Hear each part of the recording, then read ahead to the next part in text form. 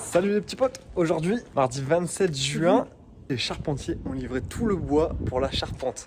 Donc ça fait une belle quantité quand même. Un gros bouchon dans la rue. On a fait un gros bouchon dans la rue, ouais. La taille du bestiau. Ça c'est du beau bois ça.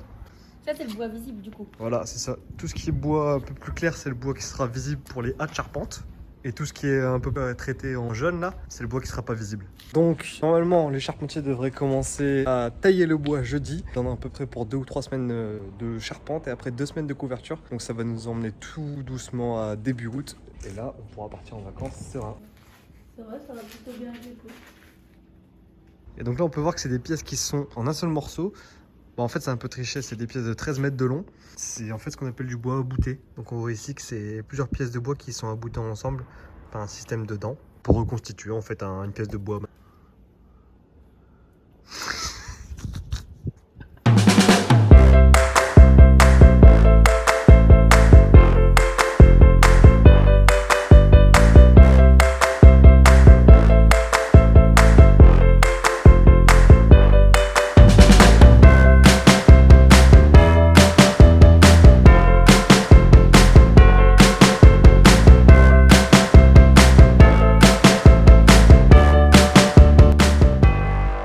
Aujourd'hui en semaine 17 de notre rénovation, on s'attaque au couvre-mur du fond. Donc ici on voit que les charpentiers ont commencé leur travail, donc ils ont déjà assemblé un des haies de charpente qui composera la nouvelle charpente. Il y en a 3 des comme ça. Celui-ci d'assemblé, il est prêt à lever. Ils sont fabriqués une petite chèvre, on appelle ça en fait, c'est un genre de treuil en fait. Donc ça permet de faire un bras de levier et de lever les haies de charpente qui doivent être vraiment lourds. Donc ici il y a des petites platines en pied d'arbalétrier. Gazonner le haies de charpente à nos poutres. Donc là, ça fait à peu près une semaine que les charpentiers sont sur le chantier. Ils ont coupé tous les bois à dimension, c'est-à-dire qu'ils ont fait toutes les coupes pour assembler les haies de charpente. Donc c'est à peu près un jour par assemblage, d'après ce qu'ils m'ont dit. Et ils ont également fait un petit plancher provisoire, donc ça c'est eux qui l'ont fait. Nous on s'est arrêté là en plancher. Donc ça c'est ce que vous avez vu dans les vidéos. Et eux ils se sont fait un petit plancher provisoire pour dire d'être à l'aise. Sachant qu'il y aura un A ici, un A là et un A là-bas. Alors donc ici on était sur l'ancien pignon. Rappelez-vous on l'a démoli en semaine 3 ou 4, quelque chose comme ça. Donc en fait c'était l'ancien pignon, il y avait l'ancienne charpente qui se posait dessus. Et nous on a ramassonné le pignon qui est là derrière moi pour accueillir la nouvelle charpente. On est en train de retirer les dernières tuiles qui restaient, donc là on va tout retirer. On purge tout. Nous aujourd'hui on va remettre des nouvelles tuiles ici pour faire quelque chose de propre et d'uniforme. Bon là on s'aperçoit qu'il y a quand même pas mal de petits dégâts sur le haut du mur, il y a quelques briques qui manquent. Là ça va encore. Par contre ici il manque vraiment pas mal. T'as tout cassé, ouais. Donc là on a gardé quelques briques et on va les ramassonner en premier lieu avant de mettre les tuiles pour qu'il y ait une belle arrasse de mur. Allez, viens là. Donc on a approvisionné les tuiles, on a le mortier, on met ça en place et on y va. A few moments later. Bon, on va arrêter le carnage, c'est dégueulasse. C'est pas du tout ce qu'on voulait. Qu'on voit beaucoup trop le cul de la tuile, si on peut appeler ça comme ça. Et à l'intérieur, sachant qu'ici on sera à peu près dans la cour, on va enlever ça et on va tâcher de trouver des couvre-murs. Ouais, c'est trop moche, on est d'accord. Bon, dans tous les cas, il fallait essayer pour se rendre compte que ça marche pas. Allez, allez. Non, non, non. Après notre échec cuisant la semaine dernière pour poser les tuiles sur notre mur, on a acheté des couvre-murs qui vont bien en 40 cm de large, étant donné que c'est un mur en 34. J'attends Didier parce qu'ils sont plutôt lourds au final, c'est des couvre-murs qui font entre 30 et 40 kg. Gel avec toute la bonne volonté du monde, c'est compliqué. Donc j'attends Didier et on commence le taf. En fait les tuiles c'est simplement pas fait pour faire une arrasse de mur. Donc on va servir de l'escalier qui est là, on va ramener les 7 couvre-murs. Donc on va déjà tous les ramener ici, on va faire le mortier, on monte tout ça, on pose le mortier, on pose des couvre-murs, on fait les joints. Ça ne devrait pas être trop long. Et en attendant, cette semaine les charpentiers ont super bien avancé, on est méga contents. Je vous montre ça, c'est pas magnifique? Plus tôt dans la semaine.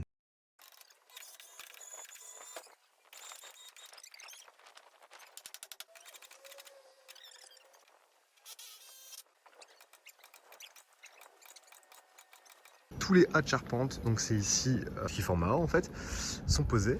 Donc on en a 1, 2 et 3. Ils ont mis les pannes fêtières, donc c'est des bouts de bois qui sont le plus en haut au niveau du fêtage. Et ils ont commencé à poser les pannes intermédiaires. Le gros taf c'était de couper tous les bois, d'assembler les haies de charpente et de les poser. Alors voilà les couvre-murs qu'on a achetés. On a été chercher ça chez Point P, qui étaient les seuls à avoir du stock et les proposer. Donc on est sur du 1 mètre de longueur, 40 cm de large. Et donc là on le voit bien ici, on a un casse-goutte qui est juste là. Et en fait le casse-goutte ça va arrêter la goutte d'eau qui s'écoule et qui aurait tendance à longer les parois jusqu'à en dessous. Et donc ça un casse-goutte, ça évite d'avoir des murs qui deviennent verts. Donc on en a 7, on va déjà approvisionner tout ça là-bas tout en haut. Alors j'ai ramené l'aspiro et de l'eau, 2-3 choses qui sont importantes quand on pose un élément préfabriqué sur un mur. Un support propre, d'où l'aspirateur. De 2, la barbotine. En fait la barbotine c'est tout simplement de mettre un petit peu d'eau pour humidifier le support et améliorer l'adhérence du mortier avec le mur support. Bon, et ce qu'il faut dire aussi c'est que la semaine dernière il faisait vraiment super chaud. Je crois qu'il faisait 30 ou 35 degrés, c'était impossible de bosser avec Angèle. Bon, cette semaine c'est cool, il fait quand même beaucoup moins chaud. On va commencer, on va faire le mortier et puis on attaque nos couvre-murs.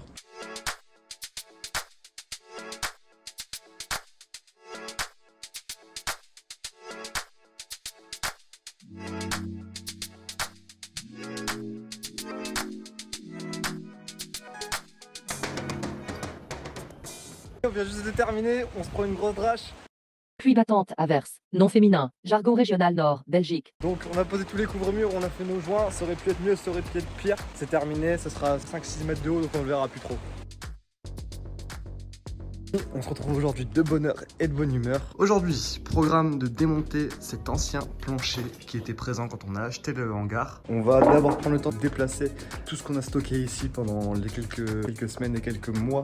Et on va commencer par démonter les lattes. Et une fois que ça sera fait, on va pouvoir enlever les solives. Sachant que les solives, elles ne tiennent déjà plus que d'un côté. On avait tout scié pour maçonner le pignon. Donc là, il n'y a plus que des étais qui tiennent le plancher. Bon, et au moment où je vous parle, on est 2100, ça nous fait super plaisir, merci beaucoup à tous. N'hésitez pas, un petit abonnement, ça nous fait chaud au cœur, ça nous motive. Et on vous en remercie encore une fois. Ça y est, les équipes travaux sont arrivées. T'es prête? Ouais. Alors Angèle, petite update charpente, explique-nous. Regarde, avec le dos Ouais, ça bouge pas, tu peux y aller. dans cette chambre. Du coup, cette chambre, elle aura une fenêtre, un Velux. Cette chambre-ci, une fenêtre, un Velux. Ok. Et ici, dans la chambre, il y aura un petit avec un Velux et un trou dans le sol pour que ça donne la lumière en dessous. Parce que la mezzanine n'a pas de fenêtre. Et ensuite, il y aura une autre fenêtre ici pour dans le bureau. Parce que je vous rappelle, la mezzanine, elle se termine à l'IPM tout pourri là. Ouais, là c'est un plancher provisoire qui est là. Voilà. Et il va pas jusqu'au bout, après c'est vite sur ses jours. Le Velux. Et un ici, je crois. Et un là-bas. Non, c'est deux là-bas. De là-bas? Ouais. Ah non, parce que le vide sur ses jours, il commence à partir de ça. Ouais, mais non, c'est quand même deux là-bas. Ah ouais.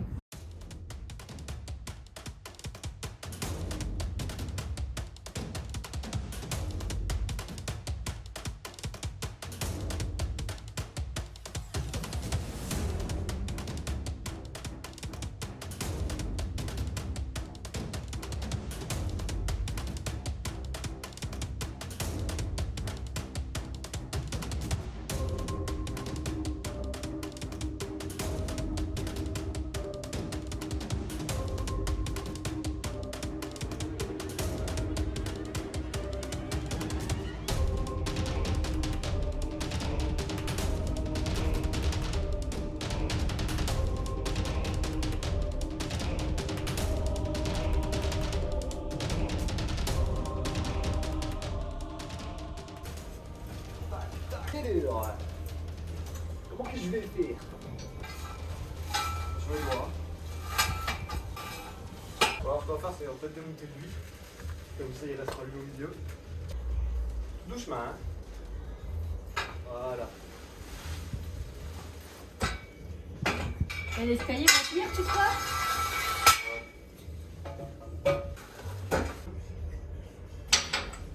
Vas-y, prends l'été. Bouge-le, complètement. Vas-y, maintenant avec l'été. Je descends.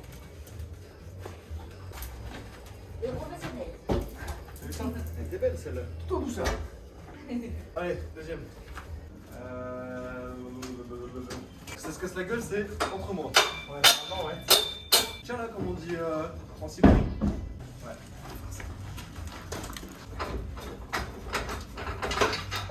hein, si ça. Ouais.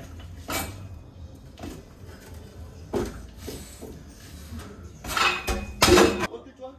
Parce que je vais pas te tenir longtemps. C'est bon, c'est bon. Hop. Écoute. Allez, DJ. Finalement, ça tient bien. Allez, vous montez dessus alors. Non.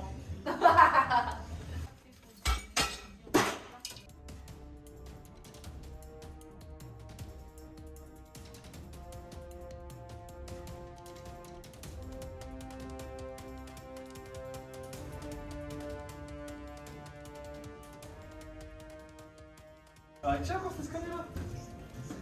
C'est pas mal.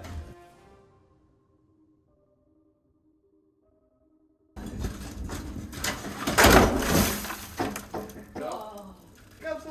Le problème. Ouais, c'était maîtrisé. Parfaitement autour de ton échelle. Ici et ici. C'est maîtrisé, Angèle. Bon alors là Papou il a eu une idée de génie, c'est de recycler l'escalier qui était là-bas dans la cour pour le mettre ici. Et du coup c'est trop bien pour monter sur la mezzanine provisoire. Bon là on va reprendre l'idée de Didier mais on va l'améliorer.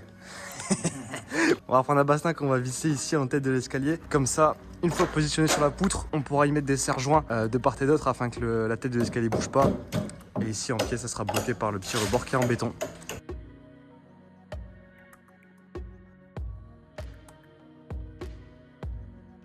Bon, ça c'est une bonne chose de faite. C'est vrai que ça rapporte pas mal de lumière. Après, il faudra voir effectivement attendre que les murs soient blancs. Et par expérience, je sais que ça change pas mal la pièce. Une fois que tout est blanc, ça réfléchit la lumière. Quand même beaucoup mieux. Et encore, c'est pas super lumineux aujourd'hui. Il y a quand même pas mal de nuages. Hein. On n'est pas au max. Voilà, c'est fini, c'est nettoyé. On va profiter de notre terrasse pour la première fois. On va aller chercher un petit truc à bouffer. Bon, les murs sont pas en très bon état. En revanche, là il faut qu'on voit un petit peu ce qu'on va faire, soit enduire, soit sabler, soit... C'est pas encore bien défini. Là il y a pas mal de réparations à faire, il y a une belle fissure, donc là il va falloir qu'on fasse des agrafes pour dire de raccrocher la maçonnerie et que la fissure ne s'ouvre plus ou en tout cas bouge plus. Ici il y a aussi une belle réparation à faire, c'est le passement de notre ancienne charpente avant qu'on la démolisse. Et ici le mur a une couleur un peu particulière, on a l'impression que c'est... Soit c'est brûlé, soit c'est... Je sais pas, je saurais pas dire en fait. Si vous savez ce que c'est, n'hésitez pas à dire en commentaire si vous avez déjà vu ce genre de phénomène. Et enfin on voit bien, via notamment les différents linteaux qu'il y a dans le mur, que le hangar communiquait avec le bâtiment qui est derrière, qui est aussi un hangar qui sert d'entreposage en fait, c'est du stockage simplement derrière. Et donc les joints ressemblent plus à du sable qu'à des joints de ciment. Donc là on est en train de se dire que ça va être un boulot monumental si jamais il faut sabler et regentoyer. Donc là comme ça tout de suite à chaud je me dirigerai plus vers un enduit. Après comme le support est pas hyper fin, je sais pas si l'enduit c'est la meilleure solution. Bon en tout cas si vous connaissez quelque chose, une technique pour dire de sauver ce mur, n'hésitez pas à nous le dire.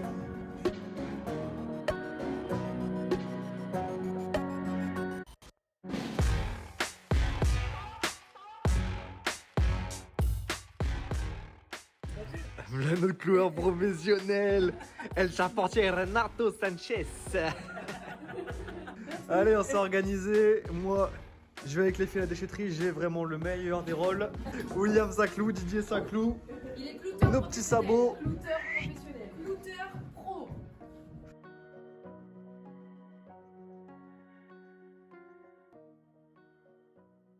Retour à la déchetterie. Mais ravi. C'est le hangar. Bon, on est en train d'évacuer tous les bois là qui résultent du démontage du plancher. Ça fait déjà 3 voyages qu'on fait à la déchetterie. Et on va aussi s'attaquer à retirer. En fait, c'est les bouts des poutres. Souvenez-vous, c'est les poutres qu'on avait ici dans le hangar avant qu'on pose des nouvelles. Donc on a tout débité, on avait stocké ça de manière provisoire et maintenant, faut tout jeter. Fais-nous un sourire. T'es heureuse, ouais? Non, mais ce qui est chiant, c'est que les trucs, j'ai chaque côté devant. T'as trouvé ta place, mon petit chien? On voit sa petite dent qui dépasse. Bon, en tout cas, ce qui est super cool, c'est que je parle, Seika. Pas besoin de faire du bruit comme ça. Merci. Donc je disais, en tout cas, ce qui est super cool, c'est que Camille, William et Didier ont bien avancé sur le clouage des sabots. Je pense qu'il reste quoi, allez, une demi-journée de boulot pour clouer tout le reste. Et ça, on le fera en même temps que les entretoises et quand la charpente sera terminée sûrement. Bon, en tout cas, c'est super cool. On a fini de monter le plancher. Ça, c'est top. Donc ça ramène pas mal de lumière à l'intérieur. Donc nous, on rappelle, on arrêtera notre mezzanine au niveau de l'IPN qui est là. Donc on va se dégager une petite partie derrière qui va ramener de la lumière. Et encore plus de la lumière qui sera ramenée de là, ramenée des baies vitrées. On aura des puits de lumière dans le plancher.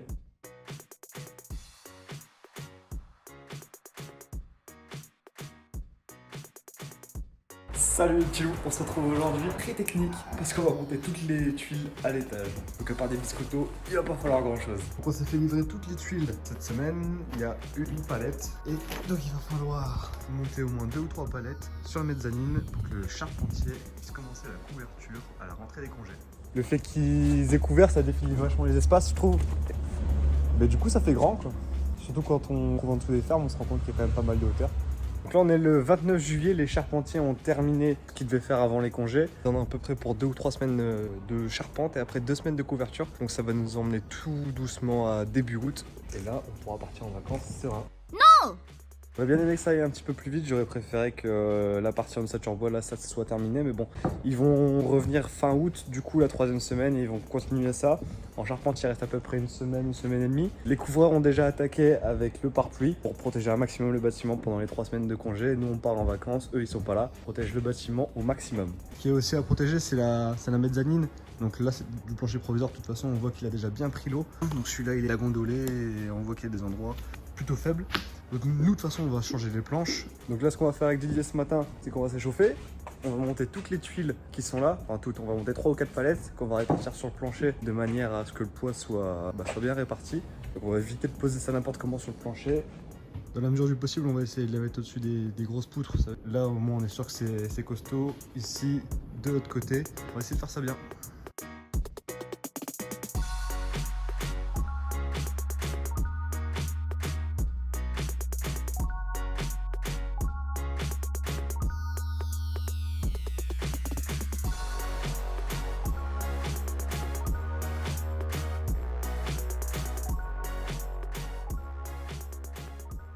Bon c'est top, on a déjà monté l'équivalent de 3 palettes. Donc ça dégage bien en bas, on y voit un petit peu plus clair quand même, c'est cool. Donc cet après-midi il nous reste à monter une petite palette. Et puis on sera bon, on va pas trop surcharger le plancher, ça serait dommage. Et ça sur mon t-shirt c'est pas de l'eau, hein. C'est vrai qu'il fait chaud.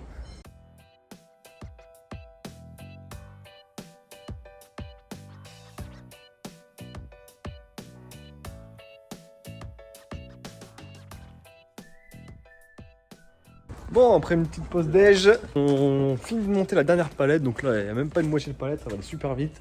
En haut ou en bas de dire. Allez, je fais un peu les cuisses.